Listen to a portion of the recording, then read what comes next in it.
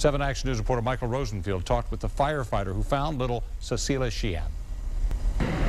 When Flight 255 crashed moments after takeoff, 21-year-old Romulus firefighter John Theed raced to the scene, only knowing some sort of plane had gone down. We got to Smith Road, that we saw the cockpit and we could see the word West, and one of the firefighters with me, Dan Kish, looked at me and said, we have a big one.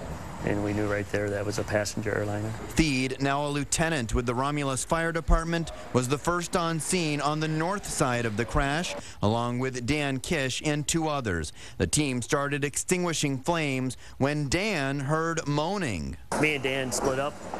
He went southbound, I went northbound on Middlebelt Road, and checking a few, 3 or 4 passengers to locate somebody. After about my 4th one, I saw a chair upside down. I moved the chair to the right.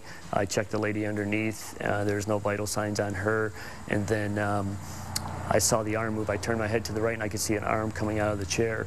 That arm belonged to 4-year-old Cecilia Cichan. She was burned and bruised but alive, still strapped to a booster seat and on top of another passenger. She was actually on top of Phyllis Ziegler, I believe, out of Arizona. She was actually found under westbound 94, under that viaduct. Theed would use this board to rescue the little girl. The board now hangs at Romulus Fire Station 4. Roy Brindamore, an EMT, started working on her. Hours later, Theed would see Kish once again and told him the moaning he heard was a survivor.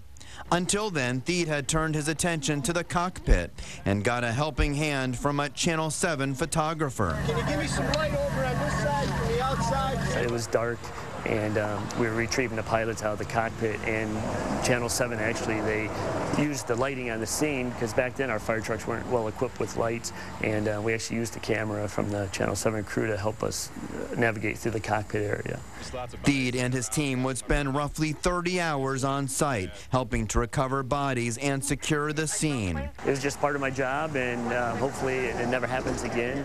As for Cecilia, Theed would visit in the hospital, and that would be the last time he knew anything about her until she reached out to him over the Facebook page for Flight 255. She wanted to know some questions, how people were that night, you know, for mom and dad and her brother, and maybe if people suffered and things like that. They communicated by email and by phone, and Cecilia invited John to her wedding. It was the first time he saw her since she was discharged from the hospital. He had always been curious. She grew up to, you know, be happy. You know, she went to college and got married, and she's successful. 25 years later, while thrilled to see Cecilia grow up, the memories of that tragic night still linger for John Theed. It's almost unavoidable. Every day we travel that road, I can see it how it was that night. In Romulus, Michael Rosenfield, 7 Action News.